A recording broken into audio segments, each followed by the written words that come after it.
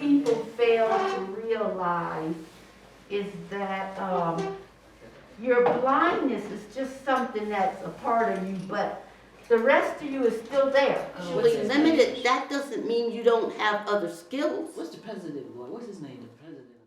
No. No. Mostly just mask and Yeah. random boxes in your purse. Well, I guess It's you're alright. gonna end up going for the ride. Just for fun, mostly. Just for the, oh, okay then. Okay. That's fine. You Who's guys? this, sir? A friend of yours? I don't see anything. Well, I see these wonderful,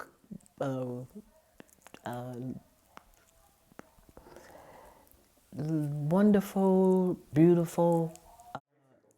No, it's colors. I'm trying to say. You know, it's yellow, it's red, it's green, it's blue. It's just beautiful. Because I thought it was going to be black. So what Sharon is really remembering in her brain is what she learned before she totally lost all her vision. And so she can remember these colors. Now you sit and ask me about these colors, I'm going to tell you, I have no clue. Who picked out the colors on your blouse? On this, well, I went into a store and I just loved how all this felt. What is more texture? Oh, I picked it up by texture. My thing is textural too. And then I found out it was a parrot. Well, I like parrots. I thought, that's great, so I bought it.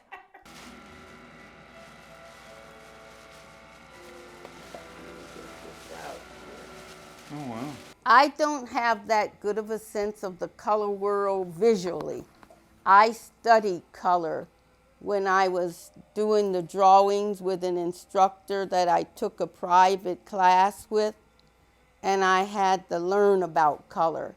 And I did sew a lot, which I'll get a couple sewing pieces out to show you. I did felting, and I made outfits with the felt.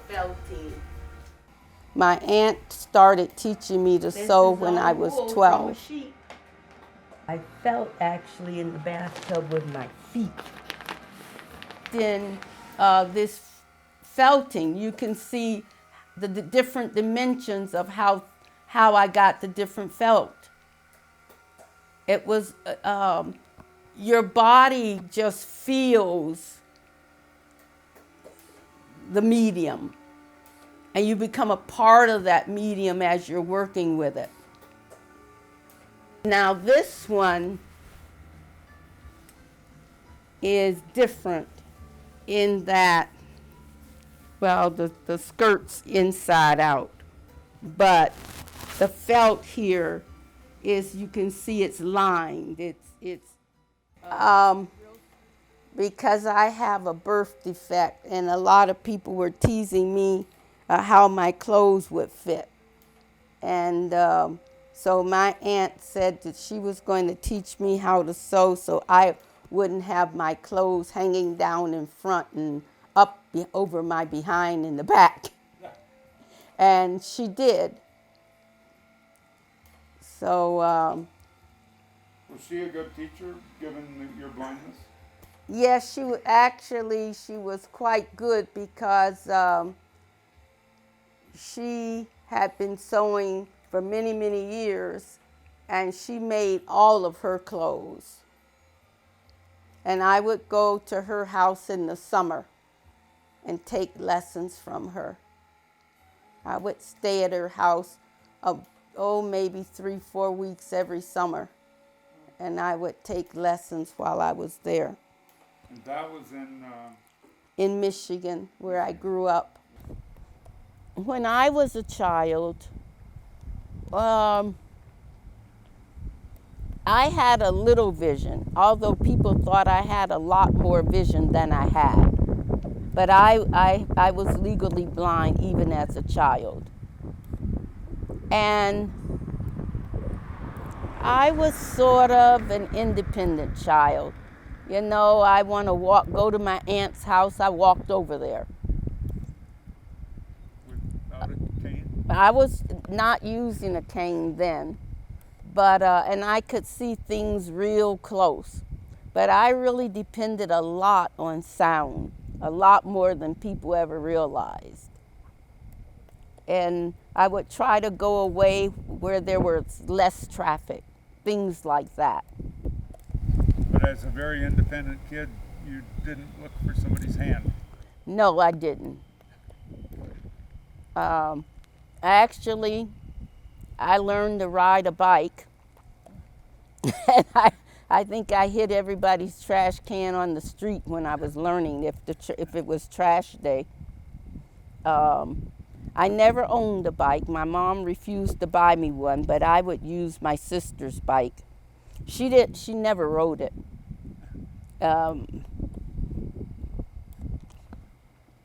And I would have just enough vision around me that if it was a car or something there, when I was getting real close on it, I could tell, but it had to be a big object. So sometimes I'd fall off the bike because I hit a rock or somebody left something on the sidewalk, I'd hit it. But, you know, the thing about it is that, how can I put it? My mother never accepted my being born with a visual deficit. So she couldn't accept it in many ways. And so I really never looked at my vision as a hindrance. Here's one. 1 second.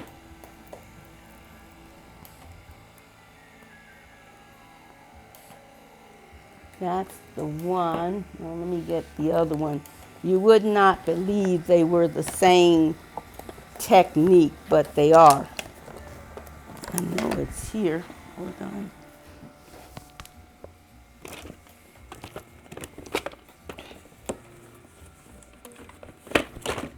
This is serpentine, the bead, serpentine and black onyx. And that's an Egyptian bib. It's a small Egyptian bib. They used to wear a lot of those types of bibs, and this is similar to this technique in the way you weave it, but of course it looks completely different. And this is mother of pearl. And the color? The colors are shades of pink with white, mother of pearl. What's an amazing part of your life that you got into art school? I got into art school due to my daughter's vision. She had an eye condition that she saw very well, but as the images went from the eye to the brain, they became disorganized. And I needed to correct her vision, and went to see a couple of doctors at the Philadelphia Institute of Art. Philadelphia Institute of the Eye. And they said, well, we think art might be the best way to go. At this time, her eye condition didn't even have a name. So it was years ago. And I had to help.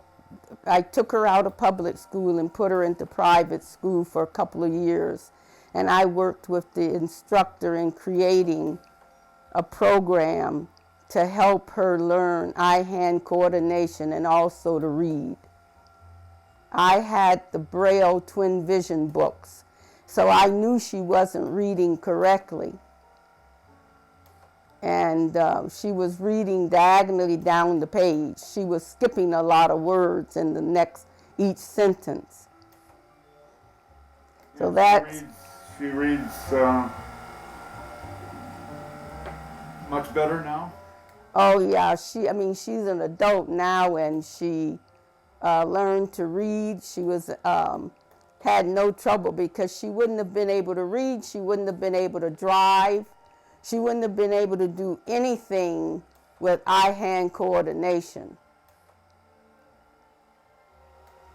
Well, as a mother who tried to get her daughter to some vision issues dealt with, that's still quite a leap, you being in art school. Well, actually, how I got into art school is this: Philadelphia College of Art had a community outreach program on Saturdays. And I went down there to learn something about art so I could help my daughter's eyes. And that's how I ended up into art school. In school, I majored in fiber arts. I did take quite a few ceramics, but my major field of study was off-loom work, which means it wasn't done on a loom. It was things like crochet and coiling and twining. So it opened up a lot of space in your world, no? Yes, it did. It opened up a whole lot of space in my fingers. I was surprised to realize in coiling and twining how I could manipulate the fibers to get the curves and the sculptural aspects. Hold on. Okay.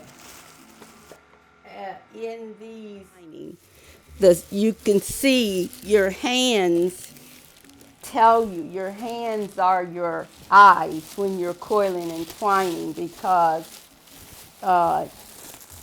you can feel exactly how the fiber is moving. And that's why I majored in off-loom techniques, because it allowed me more versatility. Paper underneath to bring up the picture. So I'm going to lay this paper here. I think the most difficult one was learning to draw with the calligraphy paper. What color is this one? It's a bluish gray. Like an angelfish? Yeah. Okay, you're seeing with your whole being. 1 second here. I went to the Natural History Museum in Philadelphia, and I studied with the ichthyologist. And he said that I could take art liberties, but it had to be biologically correct. So he gave me actually fish in formaldehyde, and then he explained the fish to me. So you could feel. Yeah, I could feel the lateral line on some of the fish and different things like that, and I could feel their fins, and he explained them to me. I had quite a series of fish. I'd go down and meet him and study. What did he think of the drawings that you did? He was very pleased afterwards. How did you take up crocheting? Actually, a lot of people tried to teach me crochet because I was a fiber artist in art school, and they couldn't teach me. And I met a lady here. Why couldn't they teach you? They were trying to teach me as if I had vision. And I met a lady here on the bus in Albuquerque that crocheted a lot. And she said she would teach me to crochet. So she taught me what they call African crochet, where you crochet with your fingers, so I would understand the stitches. The African crochet is where you do the crochet stitches with your fingers. You have no hook, no crochet hook. And you loop the loops through each other using your fingers. A lot of people tried to teach me as if I had vision, and I couldn't understand what was happening with the loops of the stitches. And so when I used my fingers for making the stitches, I thoroughly understood. She had this lady, her name was Jean Yarborough. She had a book called Twin Knitting. And she said, can you do anything with broomstick lace that's similar to twin knitting? And I studied twin knitting, and I came up with this stitch called double broomstick crochet right here. You see how the stitches are straight and they slant across each other? That's the double broomstick crochet right where this coin is, and the broomstick is right above it. But I didn't create the broomstick stitch, I just created the double broomstick. And that's why you wrote this book? That's why I wrote this book. When I was little, my mother worked for a lady, and she wanted my mother to name me Winifred. And my mother wouldn't do it. And my mother used to always talk about it. And I thought, that's a good pen name. It's not anything like my real name. I think the thing I may do is get it online. A lot of people now are using social media and other ways online to get their information out, and that may be a better way to go.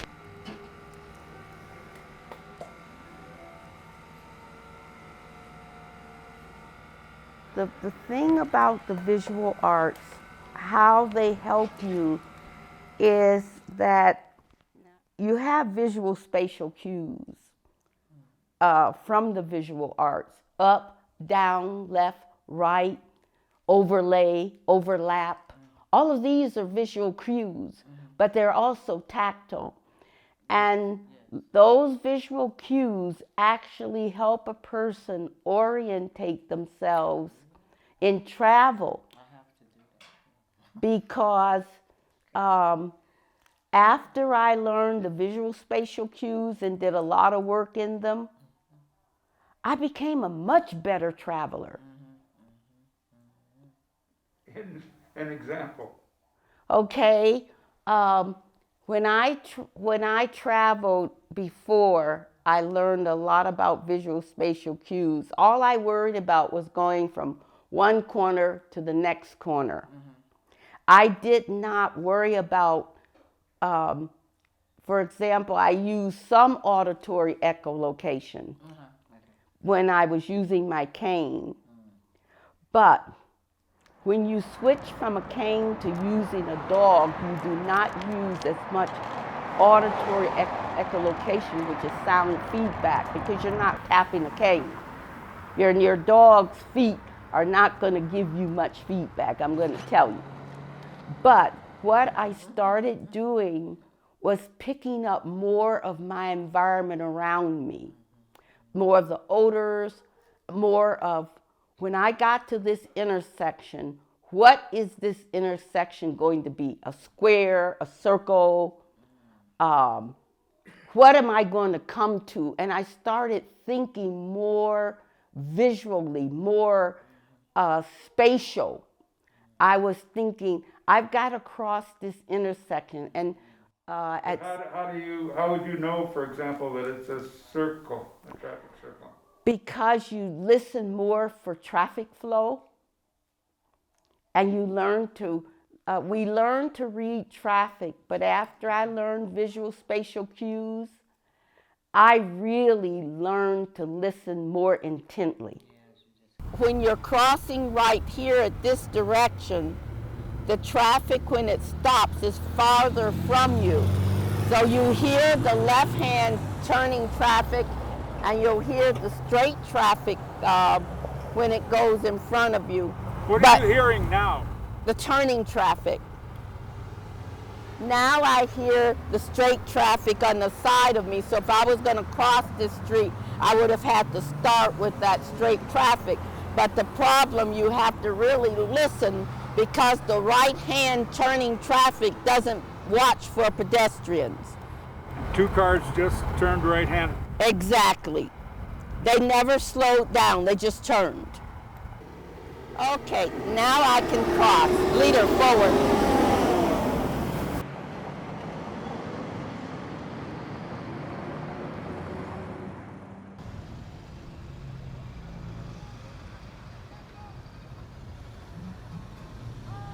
How do you see, I'm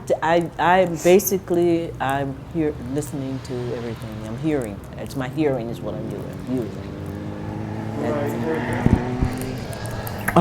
Say we're at a busy intersection, 2 different streets that are very busy. I'm right now at 70 years old and retired about 4 years ago. I'm not as active as I used to be, and I can see how a lot of those, what do you call those things that I've used to navigate in this crazy world of blindness and people that just don't understand it at all. But it's just, I just kind of, I don't get out like I used to. Or definitely won't. I don't even go out there by myself anymore. I really don't. Because, and then a lot of it is that, you know, the people that are driving, they just don't have any respect for other people. It's scary. It's downright scary for me. The only reason I got a dog was people. They could be a pain in the neck. I was traveling, I was in Philadelphia, by the way. You know where Greenfield School is? Down there on Chestnut and 22nd and Chestnut. Yeah. So I got my cane, tapping down the street, and a humming and a singing, and going down the street, minding my own business, I thought. And someone was calling across the street, but I didn't pay them any attention because I didn't know the voice. And all of a sudden, somebody had grabbed me by my coat and started dragging me backwards.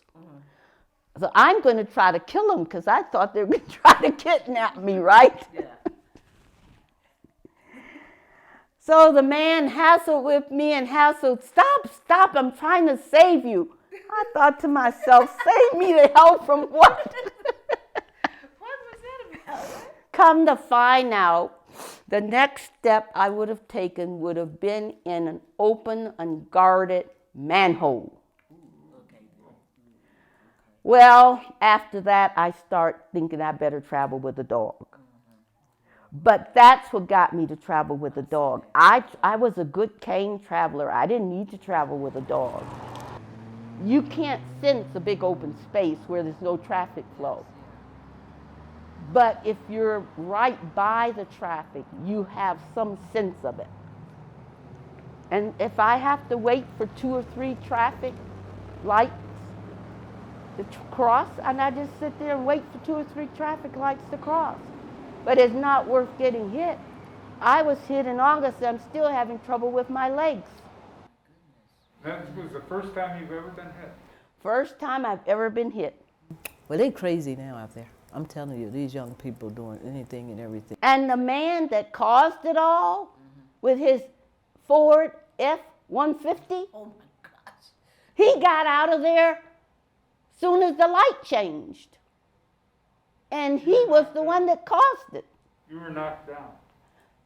I was in front of his vehicle, and my wheelchair was sticking out far enough in the next lane, which I would not have sensed. So when the next lane traffic passed, it hit my wheelchair, knocked it 180 degrees, and it turned over.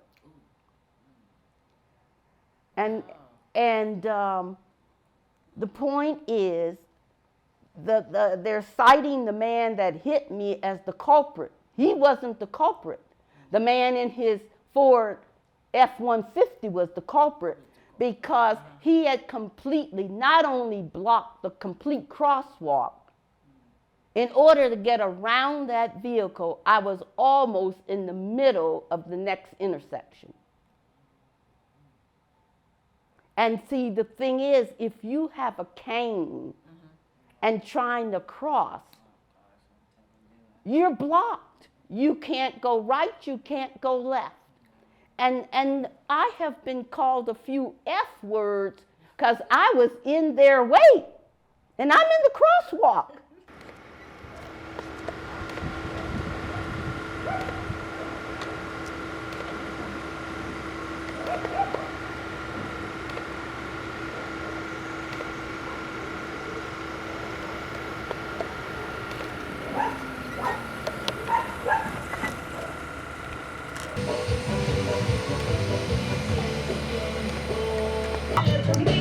So I asked him to turn his motor off. Okay, leader, let's go. And now he's going to go cross. What do you hear right now? I hear a motor. What's that? And it must be the front of the vehicle because leader has stopped and leader is going to proceed to go to the ramp. And off you go. Leader, ramp. But leader wouldn't walk in front of that car. The ramp is off to the side of the car. Right, but if he wouldn't, if you wanted to go to the other side of the street, he wouldn't do No, that. he wouldn't do it. Huh. Because the car is too close to us. If the car was a safe distance back, he would, but not where it is now. Okay, let's go. Traveling with a dog, you have to pay a lot of attention to your dog's body language. The body language you feel through that harness. You feel through the harness handle. You can feel when your dog is getting tense. For example, I often said this dog actually probably talked to me more than most of my dogs. So every single dog you get has a different personality. And you have to learn that dog's personality. And I don't try to change my dog's personality. I try to enhance it.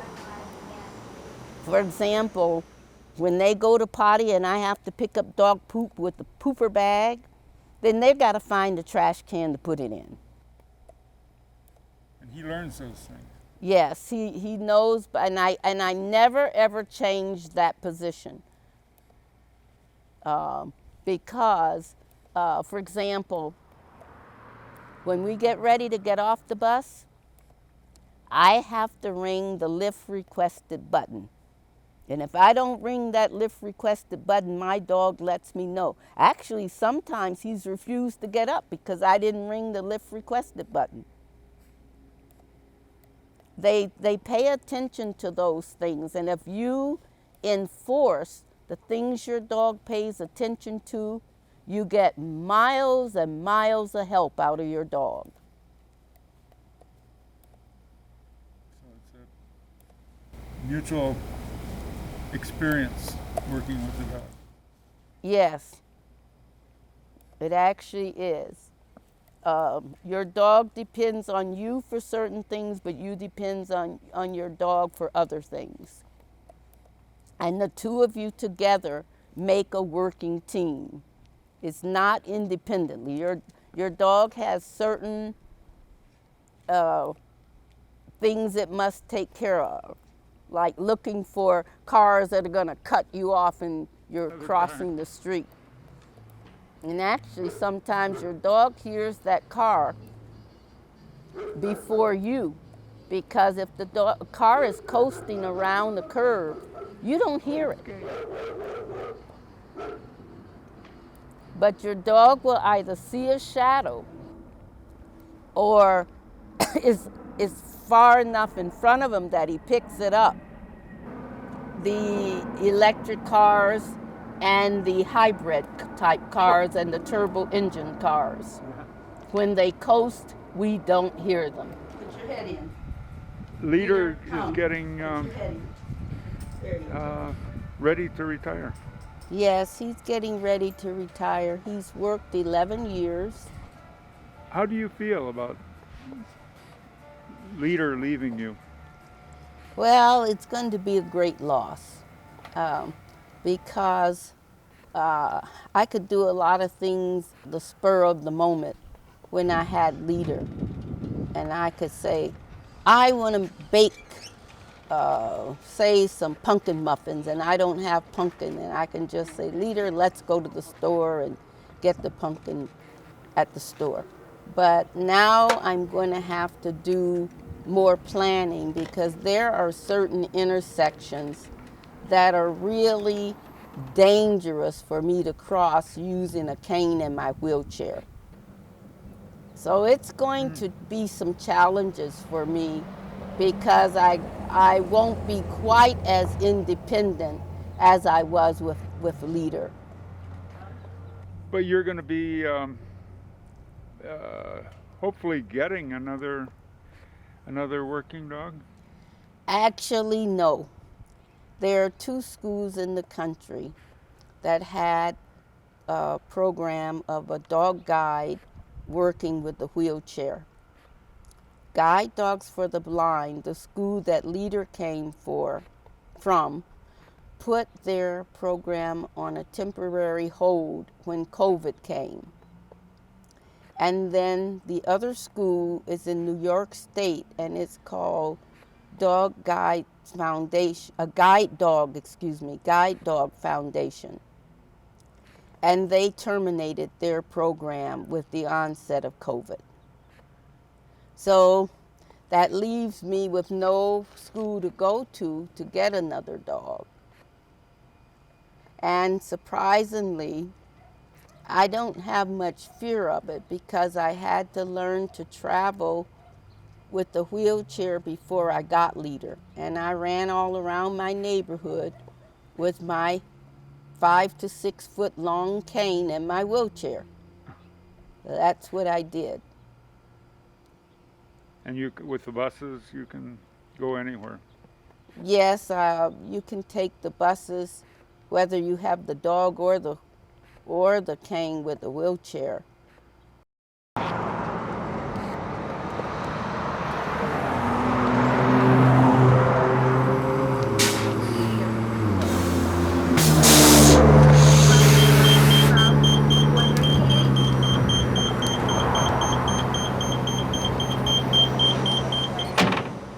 And a last word today.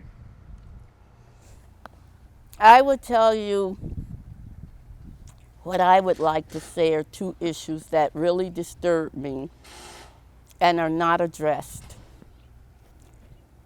One issue is that our government, our representatives and senators in our different states, do not realize how they need to enforce traffic laws, especially a crosswalk law.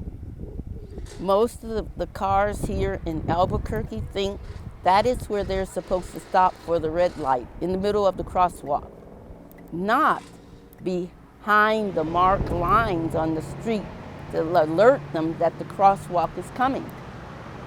That's one of the things that disturb me. The second thing that disturbs me and really needs a lot of work is that mobility needs to be taught to children that are very low vision and legally blind and totally blind, starting in kindergarten. And when you say mobility, what do you mean? Taking a cane and walking down the street and understanding auditory echolocation and what to do when you encounter an object in your way, how to analyze it. A lot of times with vehicles, you can feel, if it's summer, especially here in New Mexico and the sun is out, even in the winter, you can feel the heat source from the vehicle. That's not to say you can feel it living in Michigan in the winter, but you can in the winter here because our winter days aren't usually as cold. To give them a sense of success, because mobility travel, the more successful you are and the more confident you are, the better you're able to navigate your environment. And that's very important because you aren't going to always have an individual with you. But they don't look at it that way. They don't teach children. A lot of children have a cane at 5 years of age, but they just have the cane. They're really not fully using it. And if they go anywhere in public with their family, they're always hanging on to a brother's arm, a sister's arm, a parent's arm, some relative's arm that's steering them around something. They don't teach a lot of this to children today that are blind. And it's very, very important that you have to auditorily analyze your environment, the same as people who see visually analyze their environment. Have you ever wanted to go to classrooms and give lectures? Actually, when my daughter was in Get Set, I gave a lot of lectures, including taking a couple of classes to the airport and letting them see when we first had to go through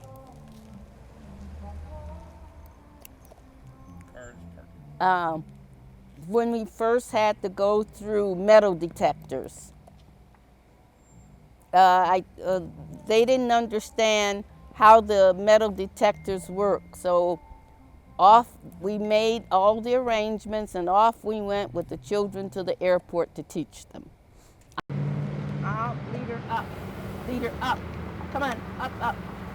I have to get in position if I'm going to cross and I have to press this button. Okay, leader, come forward. Here.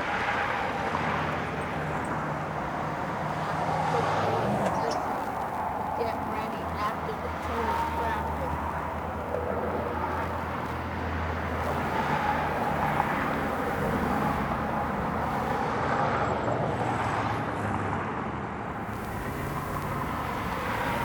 When you start, if you could explain why. When you start, if you could explain why. I have to see if there's going to be any right turn traffic. There's the left turning traffic.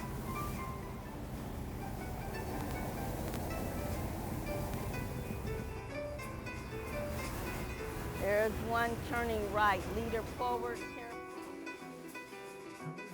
A call from Irene in Albuquerque this morning. Good morning, Irene. Thanks for calling in to Let's Talk New Mexico. What would you like to share around pedestrian safety?